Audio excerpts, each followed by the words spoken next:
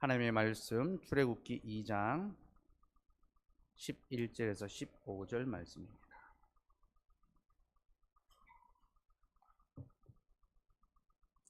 출애굽기 2장 11절에서 15절 말씀입니다. 하나님의 말씀을 들으시기 바랍니다. 모세가 장성한 후에 한 번은 자기 형제들에게 나가서 그들이 고되게 노동하는 것을 보더니 어떤 애굽 사람이 한 히브리 사람 곧 자기 형제를 치는 것을 본지라. 좌우를 살펴 사람이 없음을 보고 그 애굽 사람을 쳐 죽여 모래 속에 감추니라.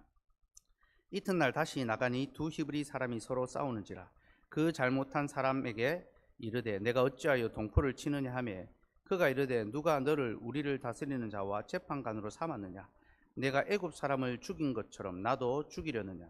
모세가 두려워하여 이르되 일이 탈로 되었도다. 바로가 이 일을 듣고 모세를 죽이고자 하여 찾는지라. 모세가 바로의 낯을 피하여 미디안 땅에 머물며 하루는 우물 곁에 앉았더라. 한 군데 더 있습니다. 사도행전 7장 20절에서 29절. 출애굽기는 표시를 해 놓으시고요. 사도행전 7장 20절에서 29절 말씀입니다.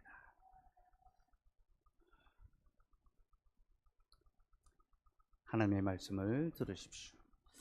그때 모세가 낳는데 하나님 보시기에 아름다운지라. 그의 아버지의 집에서 석 달 동안 길리더니 버려진 후에 바로의 딸이 그를 데려다가 자기 아들로 기르매 모세가 애굽 사람의 모든 지혜를 배워 그의 말과 하는 일들이 능하더라.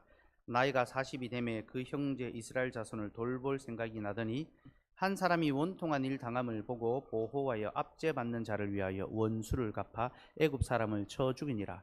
그는 그의 형제들이 하나님께서 자기의 손을 통하여 구원해 주신 것을 깨달으리라 생각하였으나 그들이 깨닫지 못하였더라.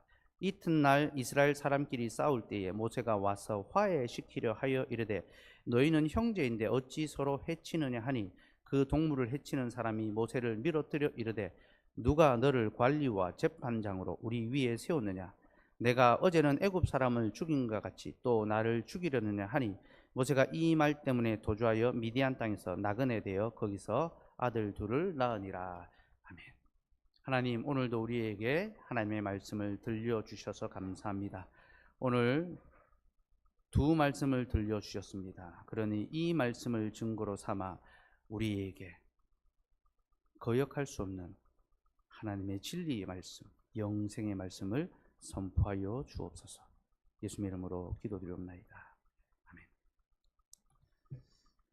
성경은 도덕 윤리에 관하여 가르쳐주는 책이 아닙니다. 윤리적인 내용이 나오지만 이는 주변적인 것이지 결코 중심이 아닙니다. 성경은 위인전개에 관한 책도 아닙니다. 믿음의 인물들의 삶에 대한 내용이 나오지만 그들의 삶을 추앙하고 기리는 책이 아닙니다. 성경은 하나님의 구원 역사에 관한 책입니다. 곧 하나님께서 자기 백성을 어떻게 구원해 가신지에 대한 교훈을 주는 책이 성경이며 그 핵심은 예수 그리스도입니다. 그러므로 우리는 성경을 읽을 때에 항상 이 부분을 염두에 두고 읽어야 하며 만약 그렇지 않으면 우리는 잘못된 해석에 빠질 수 있습니다. 오늘 본문이 바로 그러한 오류에 빠지기 쉬운 본문 중에 하나입니다. 많은 사람들이 이 본문에서 도덕적인 교훈을 찾습니다. 그래서 모세가 자기 혈기를 이기지 못하고 살인이라는 잘못을 저질렀다고 책망합니다.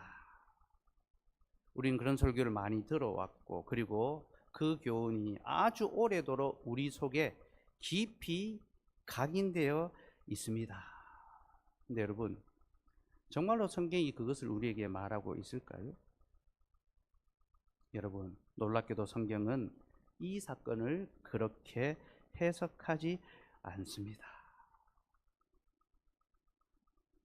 오히려 성경은요, 이 사건을 통하여 모세의 죄를 책망하는 것이 아니라 도리어 이스라엘의 죄를 지적하고 책망합니다. 오늘 우리가 읽은 사도행전 7장 말씀이 바로 그 증거입니다. 사도행전 7장 말씀은 출애굽기 2장 말씀에 대한 주석입니다. 곧 우리가 출애굽기 2장을 해석할 때에 어떻게 해석해야 되는지를 가르쳐 주는 지침이 바로 사도행전 7장입니다. 여기서 스데반은 이 모세의 살인 사건을 모세의 죄가 아니라 이스라엘 백성들의 죄로 지적합니다. 그리고 이러한 해석은 우리가 성경을 어떤 관점으로 보아야 하는지에 대한 중요한 교훈을 줍니다. 곧 성경은 인간적인 관점에서 보는 것이 아니라 하나님의 구속사의 관점에서 읽어야 한다라는 이 사실을 우리에게 가르쳐 줍니다. 그리고 그렇게 해야지만 우리는 성경을 통하여 하나님의 구원의 복음이 무엇인지를 정확하게 알 수 있습니다. 저는 오늘 바로 그러한 관점에서 설교하려 합니다. 오늘 설교 제목은 당신의 구속자는 어디 계십니까? 그리고 설교 대지는 첫째, 구속자가 찾아왔습니다. 둘째, 구속자가 배척당했습니다. 셋째, 구속자가 떠났습니다. 이 세 가지 내용을 살펴보려 합니다. 첫째, 구속자가 찾아왔습니다. 출애굽기 2장으로 돌아갔어요. 사도행전 7장은 또 표시해 놓으시고 오늘 계속해서 이 두 본문을 오갈 것입니다. 11절 말씀 우리 같이 한 목소리로 읽읍시다. 시작. 모세가 장성한 후에 한 번은 자기 형제들에게 나가서 그들이 고되게 노동하는 것을 보더니 어떤 애굽 사람이 한 히브리 사람 곧 자기 형제를 치는 것을 본지라. 모세가 장성한 후에 자기 형제들에게로 갔습니다. 여기서 장성하다라는 말에는요, 존귀하다, 높임을 받는다라는 그런 의미가 있습니다. 곧 모세가 애굽에서 바로의 공주의 아들로서 높임을 받고 있다라는 것을 보여줍니다. 그런데 그런 그가 한 번은 자기 형제들에게로 갔습니다. 우리말 성경에는 한 번은 이라는 말이 나오니까요, 어쩌다 한 번 왕궁에서 할 일 없이 거닐다가 심심해서 이스라엘 백성들 어떻게 살고 있는가 한번 보러 나가야 되겠다, 그런 호기심으로 한번 간 것처럼 보입니다. 근데 여러분, 이 한 번은 이라는 말은요, 잘못된 번역입니다. 한 번은 이라고 번역하는 것보다 어느 날로 번역하는 것이 더 낫습니다. 모세가 어느 날. 그리고 여기에는요, 계속적 용법이 쓰였습니다. 그래서 이것은 한 번이 아니라 반복적으로, 습관적으로, 자주 자기 백성들을 찾아갔다라는 것을 보여줍니다. 여러분, 모세는요, 자기 백성의 고통을 돌아보기 위해서 반복적으로 그들에게로 나아갔습니다. 그리고 이는 그가 지금 이스라엘의 구속자로서 사역을 행하고 있음을 우리에게 보여줍니다. 사도행전 7장 23절 말씀. 자, 21절을 스데반이 이렇게 해석합니다. 7장 23절 같이 읽읍시다. 시작. 나이가 40이 되매 그 형제 이스라엘 자손을 돌볼 생각이 나더니, 모세가 40이 되었을 때에 그 형제 이스라엘 자손을 돌아볼 생각이 났습니다. 여러분, 이 생각은요, 그저 자기 동포를 향한 연민의 마음이 아닙니다. 우리 민족이 저렇게 고통하며 사는데 불쌍하다, 그런 연민의 마음이 아닙니다. 이것은요, 하나님께서 자신을 이스라엘의 구속자라고 세우셨다는 사실을 알고 그 사역을 실행하기 위하여 나가서 그들의 형편을 보았다라는 것을 의미합니다. 성경에서 본다라는 단어는요, 언제나 하나님의 구속사역과 깊은 관련이 있습니다. 하나님께서는 자기 백성의 고통을 돌아보시며 바로 그때 그들을 향한 구원 사역을 시작하십니다. 곧 하나님이 보셨다라고 할 때에 구속 사역이 시작됩니다. 창조가 바로 그것입니다. 하나님 보시기에 좋았더라. 보실 때에 하나님의 역사와 하나님의 일이 일어나는 것입니다. 모세가 바로 그것을 행하고 있었던 것입니다. 그는 하나님의 백성의 고통을 보았고, 그리고 이제 이 백성을 향한 하나님의 구원 역사가 실행될 것을 기대하며 자신이 할 일이 무엇인지 그 백성을 살펴보고 있었던 것입니다. 그리고 어려움의 문제가 있을 때 그것을 해결하러 그 현장에 나갔던 것입니다. 그럼 25절 말씀도 한번 봅시다. 25절. 24절 25절 같이 읽읍시다. 시작. 한 사람이 원통한 일 당함을 보고 보호하여 압제받는 자를 위하여 원수를 갚아 애굽 사람을 쳐 죽이니라. 그는 그의 형제들이 하나님께서 자기의 손을 통하여 구원해 주시는 것을 깨달으리라 생각하였으나 그들이 깨닫지 못하였느니라. 모세가 자기 백성들의 형편을 보았습니다. 그리고 자신이 그들을 구원해야 될 그 필요, 그 기회를 살피고 있었습니다. 그리고 한 사람이 원통한 일을 당하고 있을 때 그 압제받는 자의 손에서 자기 백성을 구원하였습니다. 이것이 모세의 살인에 대한 하나님의 평가입니다. 성경의 평가입니다. 우리는 사람의 판단이 아니라 하나님의 말씀의 판단으로 이 사건을 바라볼 수 있어야 합니다. 그러나 이스라엘 백성들이 그 행위를 깨닫지 못했던 것처럼 우리도 그 사건을 제대로 깨닫지 못하고 있습니다. 모세는 자기의 행위를 통하여 하나님께서 자신의 손을 통하여 이스라엘 백성들을 구원해 주실 것을 깨닫게 되기를 바라며 그렇게 행동하였지만 그들은 그것을 깨닫지 못하였습니다. 여러분, 이것이 이스라엘 백성들의 형편이었고 상태였습니다. 곧 모세는 충동적으로 살인을 범한 것이 아니라 사망의 고통 가운데 위협받고 있는 하나님의 백성을 구원하기 위하여 애굽 사람을 치고 그를 그 손에서 건져냈는데 그 형제들이 그 사실을 깨닫지 못하였던 거죠. 한 사람이 원통한 일을 당함을 보고 보호하여, 여러분, 우리 하나님은 우리의 삶을 보십니다. 우리가 세상에서 원통한 일을 당하고 괴로운 일을 겪을 때에 그것을 보시고 보호하십니다.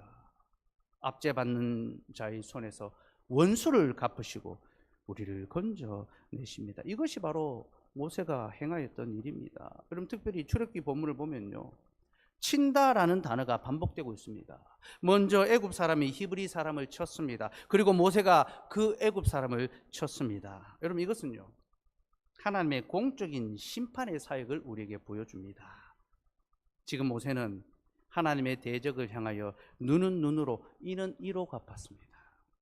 하나님께서 자기 백성을 무고하게 치고 학대하고 핍박하는 자를 심판하셨습니다. 그를 치셨습니다. 이것이 모세가 실행한 구속 사역이었습니다.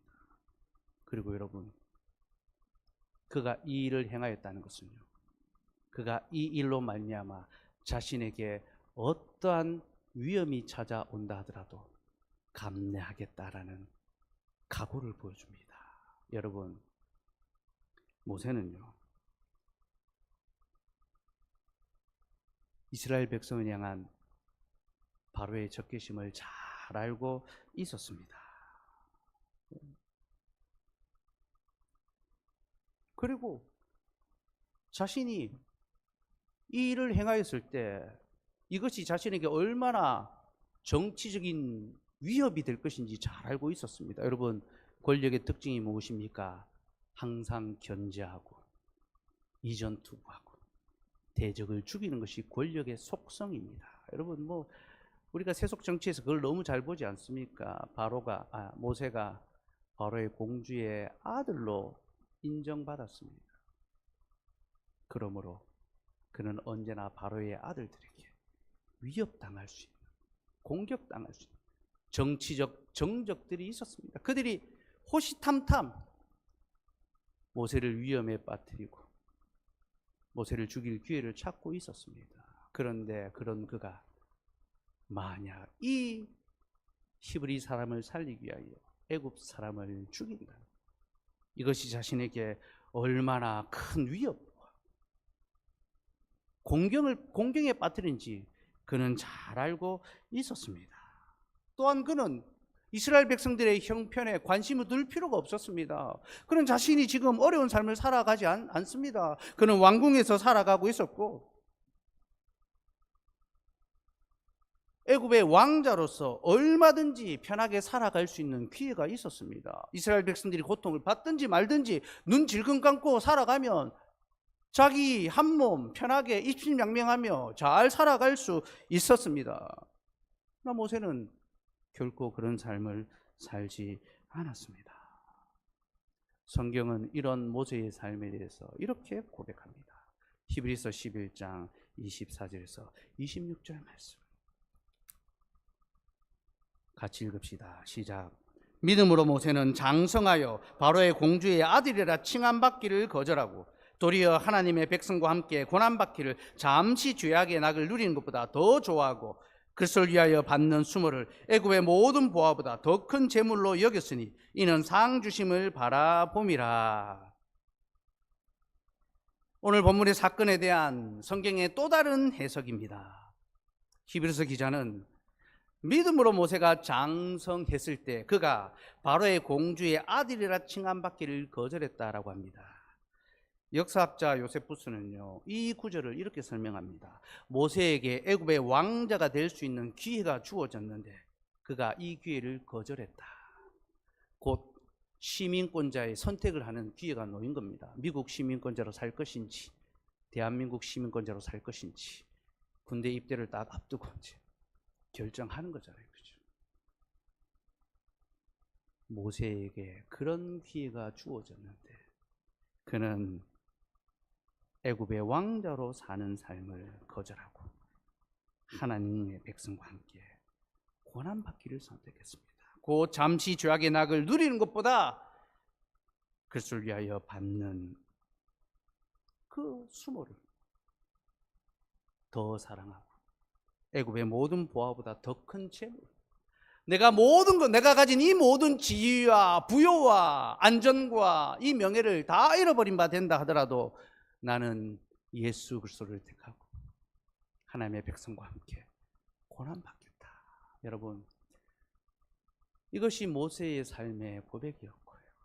그는 바울의 고백처럼 다른 모든 것을 배설물처럼 여기고 그리스도를 아는 지식을 가장 고상하게 여겼습니다. 여러분, 이 고백은요, 아무것도 가진 것이 없는 우리가 하는 것과 모든 것을 가진 모세가 하는 것과 엄청난 질적인 차이가 있습니다. 우리는 아무것도 가지지 못했기에 쉽게 그 고백을 합니다. 그러고도 그 고백을 지키지 못합니다. 그렇죠? 얼마 없는 것도 놓치지 않으려고 전전긍긍하며 조금이라도 더 가지려고 그렇게 몸부림치며 살아갑니다.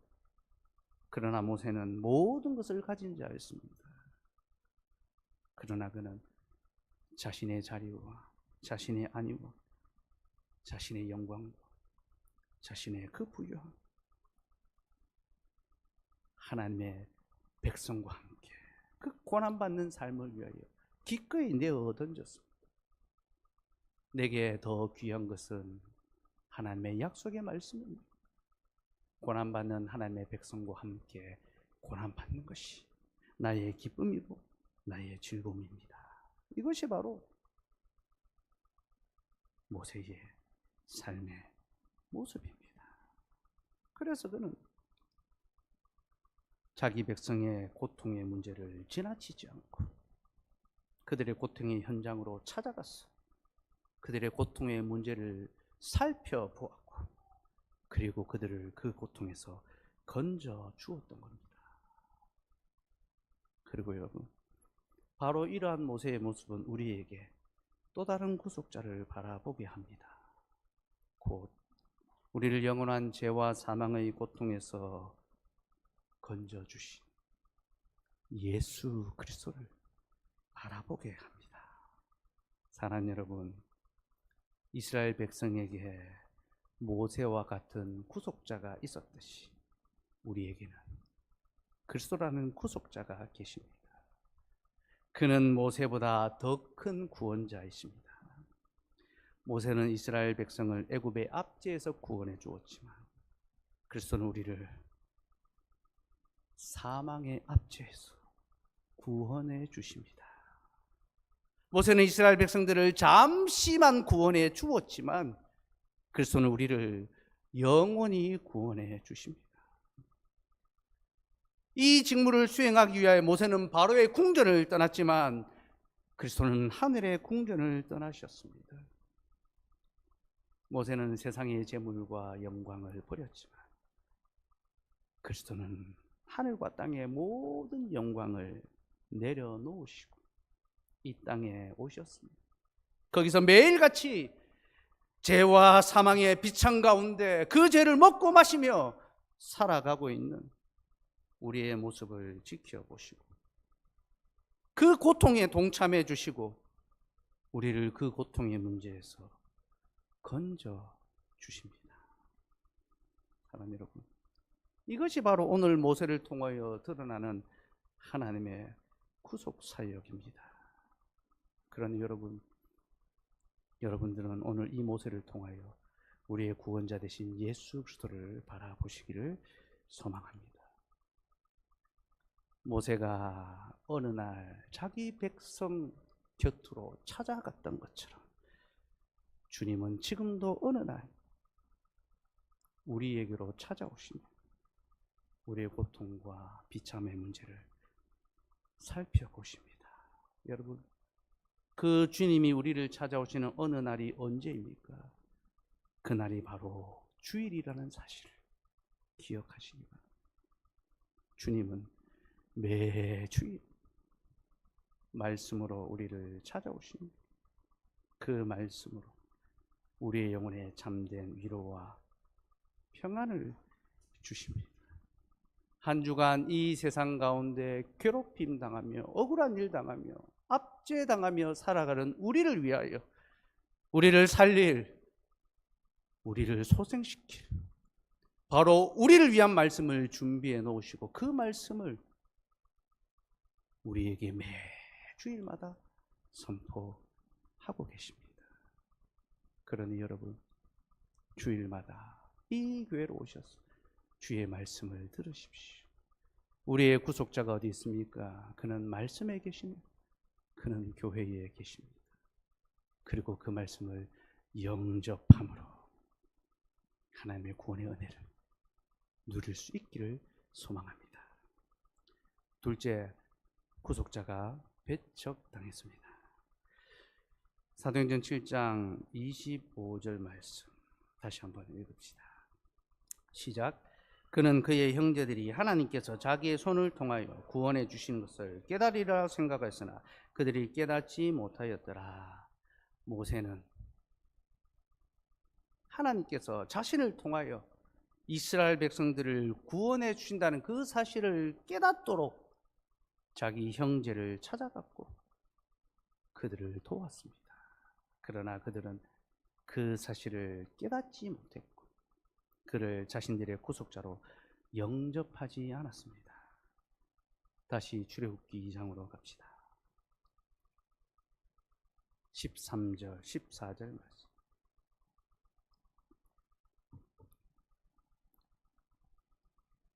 같이 읽읍시다. 시작.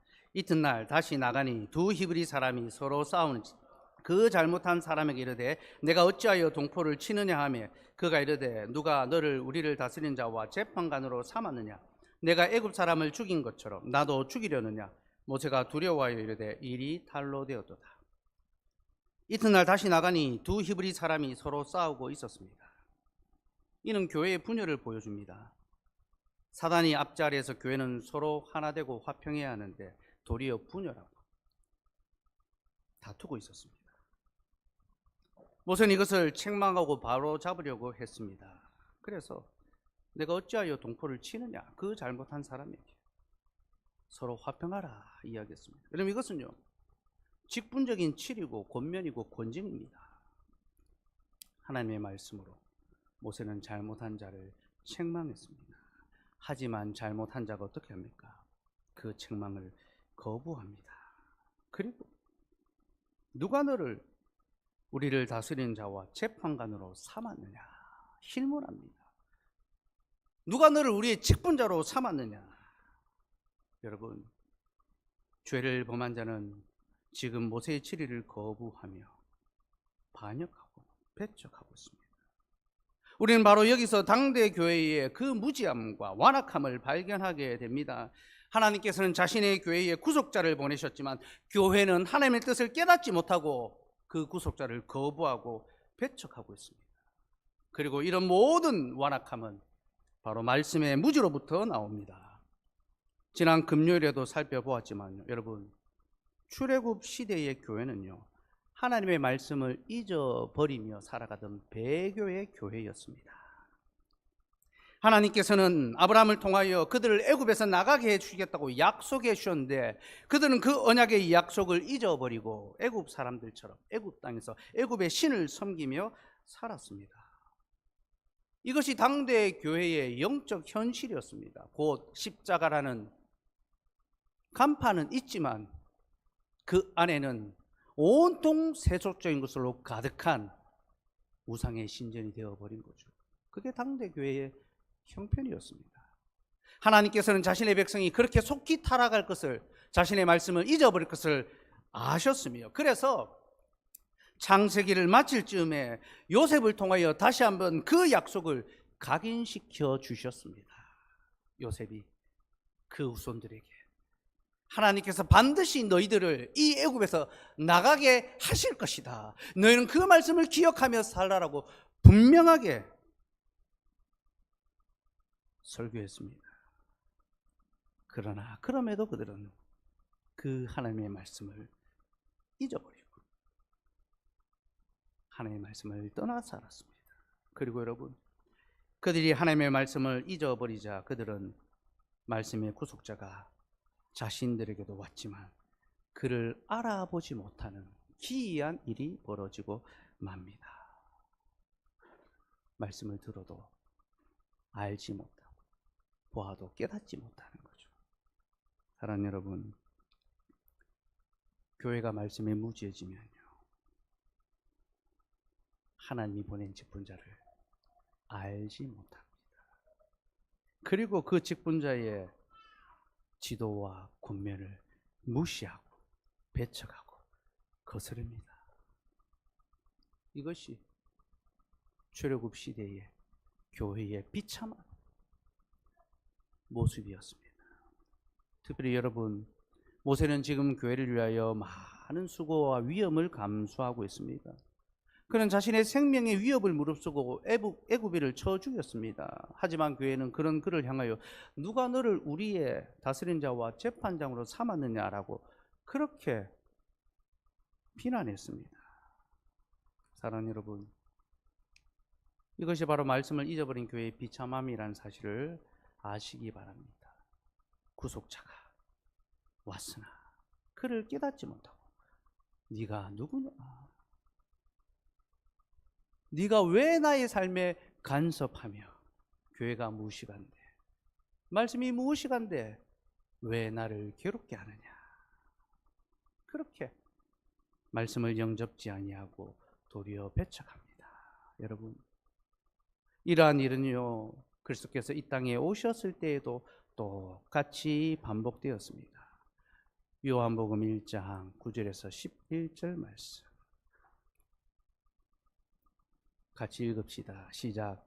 참빛 곧 세상에 와서 각 사람에게 비추는 빛이 있었나니 그가 세상에 계셨으며 세상은 그로 말미암아 지은 바 되었으되 세상이 그를 알지 못하였고 자기 땅에 오매 자기 백성이 영접하지 아니하였으나 참빛 곧 참 생명의 빛이 각 사람에게 비추었지만 세상은 그를 알지 못합니다. 여러분, 세상이 그를 알지 못하는 건 당연합니다. 계시의 말씀이 없기 때문이다. 그러나 그가 자기 백성에게로 오셨는데 그들이 그를 영접하지 아니하였습니다.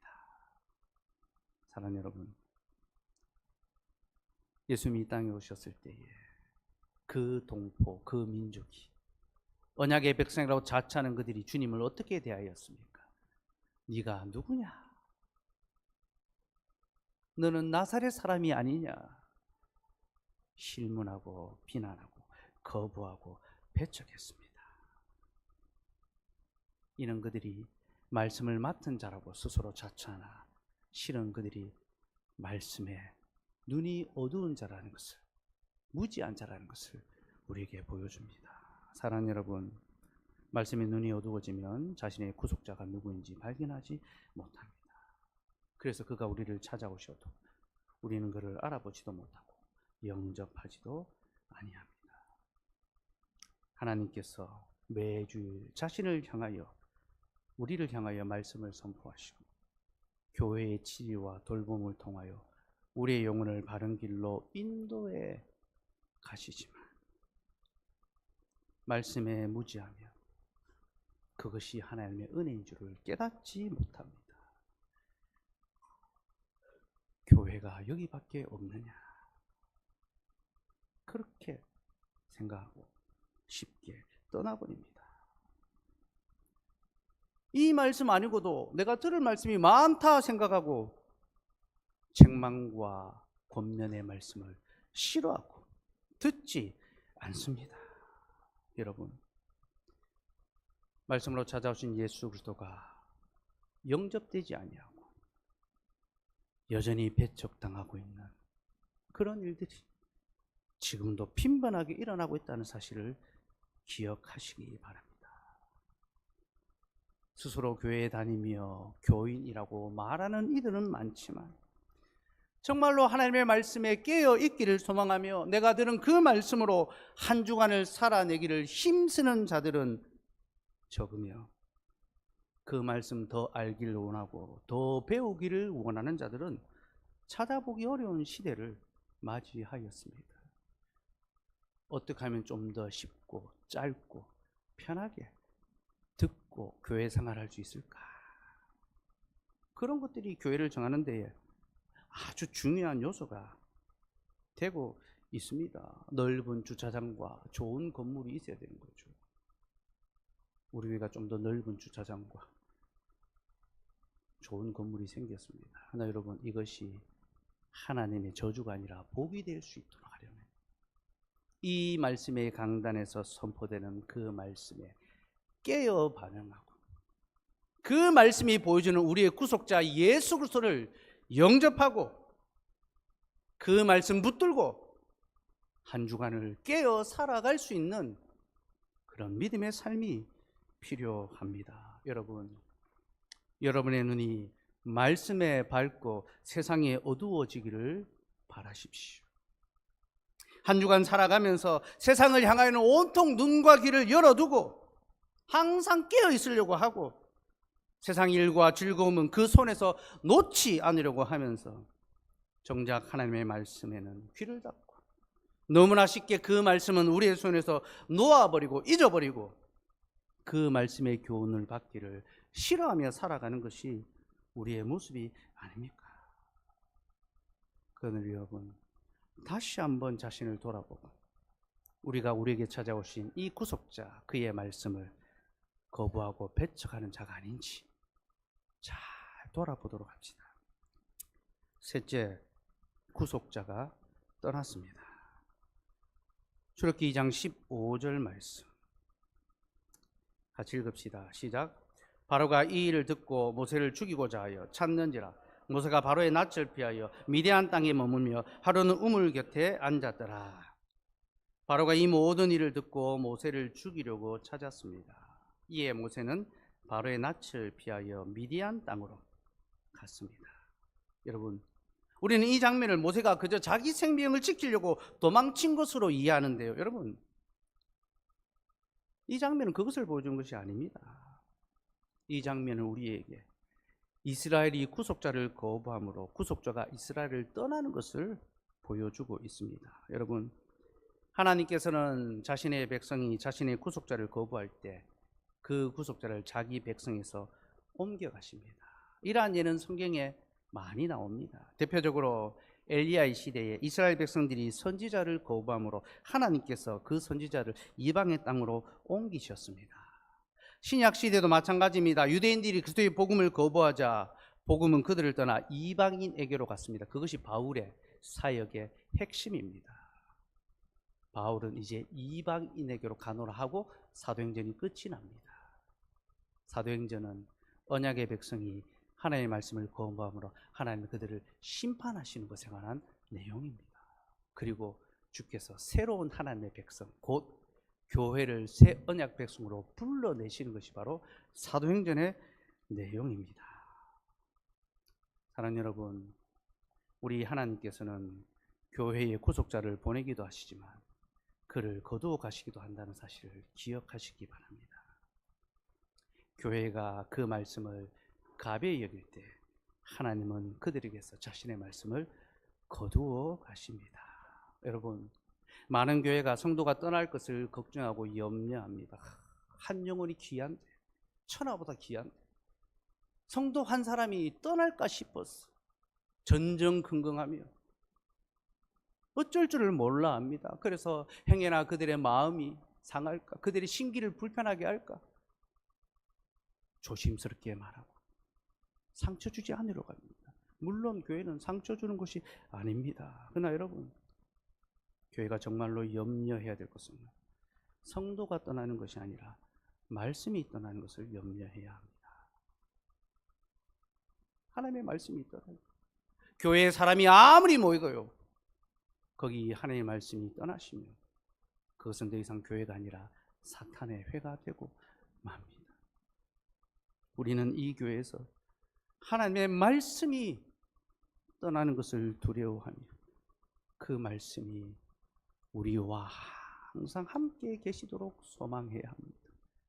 그래서 여러분, 인간의 어떠한 가치와 경험과 그 생각과 그 모든 사상들을 다 내려놓고 오직 하나님의 말씀의 가치를 가장 귀하게 여기며 그 말씀으로 지도받고 훈계받고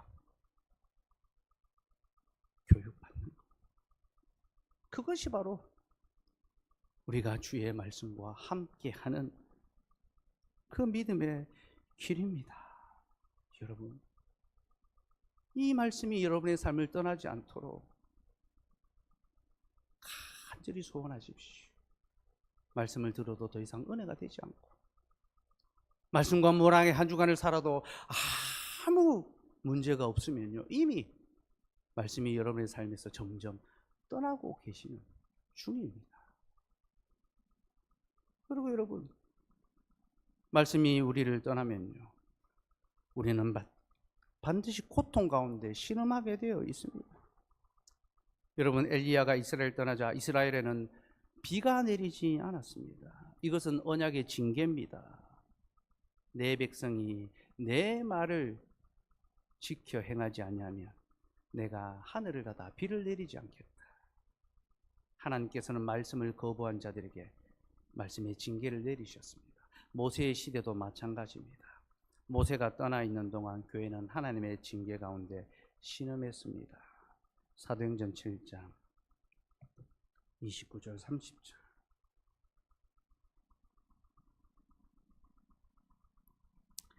29절 30절 읽읍시다. 시작.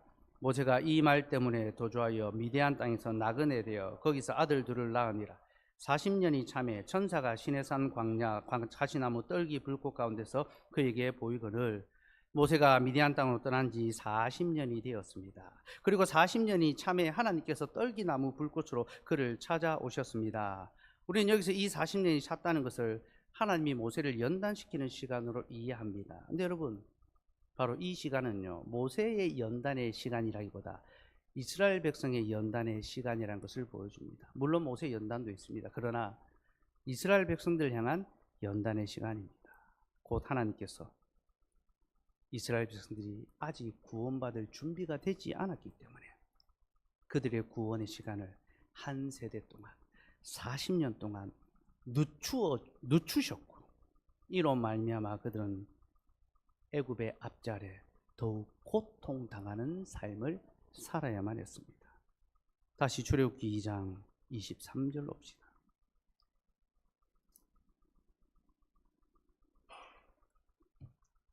같이 읽읍시다. 시작. 여러 해 후에 애굽 왕은 죽었고 이스라엘 자손은 고된 노동으로 말미암아 탄식하며 부르짖으니 그 고된 노동으로 말미암아 부르짖는 소리가 하나님께 상달된지라. 여러 해 후에, 모세가 떠난 후에 40년 동안 이스라엘 백성은 극심한 고통과 괴로움에 시달렸습니다. 이 고통은요, 그들이 말씀을 거부함으로 그들에게 주어진 하나님의 언약적 징계였습니다. 여러분, 하나님께서는 자신의 말씀을 거부하는 자에게 징계를 내리십니다. 그래서 말씀을 떠난 자의 인생은 참으로 비참하게 됩니다. 우리가 말씀을 가벼이 여기고 그 말씀을 떠나면 우리는 반드시 비참한 고통을 겪게 됩니다. 그 고통이 무엇입니까? 더 이상 삶에 참된 안식을 누리지 못하는 것이죠. 매일같이 자신의 죄와 허물로 인하여 비참함을 마주하며 살아가게 되는 것입니다. 설령 그가 세상적으로는 성공하고 물질적으로는 부유한 삶을 살아간다 하더라도 그의 영혼에는 결코 만족함이 없으며 그는 더 큰 성공과 번영의 종이 되어 매일을 비참한 종살이하며 살아가게 됩니다. 이미 가졌지만 더 많이 가지기 위해서 매일을 초조하고 불안하고 두려움 가운데 살아가는 겁니다. 그래서 여러분, 많이 가진 자가 더 두려워합니다. 높은 자리에 올라간 자들이 더 많이 떨어질까 싶어서 더 염려하며 살아갑니다. 여러분, 이것이 바로 말씀을 떠난 자의 비참입니다. 하나님은 그들에게 결코 평안을 주시는 법이 없으십니다. 그러니 여러분, 지금 여러분의 삶에 참된 평안이 없다면 매일같이 불안과 염려와 두려움 가운데 내일 일로 말미암아 두려움 가운데 살아간다면 여러분이 혹 하나님의 말씀을 거부하고 떠난 것은 아닌지 돌아보시기 바랍니다. 내 삶에 이런 고통과 괴로움의 문제, 내가 하나님의 말씀을 가벼이 여김으로 말미암아 얻게 되는 고통이 아닌가. 여러분, 우리는 부하든지 가난하든지 그리스도 안에 있으면 만족한 자들입니다. 성공하든지 실패하든지 그것으로 우리 삶의 가치가 결정되지 않습니다. 하나님 안에 있으므로 우리는 안식하고 평안한 것입니다. 내 속에 세상이 줄 수 없는 그 평안, 그 영원한 안식의 기쁨이 없다면 내가 하나님의 약속의 말씀을 가벼이 여기고 살아가고 있는 것은 아닌지 돌아보시기 바랍니다. 그리고 우리의 그 고통과 탄식의 문제로 말미암아 하나님께 나와 간절하게 하나님의 은혜를 구합시다. 그리하면 하나님께서는 우리의 소리를 들으시고 다시 우리를 향하여 구원의 사역을 실행해 주십니다. 24절, 25절 말씀 봅시다. 읽읍시다. 시작. 하나님이 그들의 고통 소리를 들으시고 하나님이 아브라함과 이삭과 야곱에 세운 그 언약을 기억하사 하나님이 이스라엘 자손을 돌보셨고 하나님이 그들을 기억하셨더라.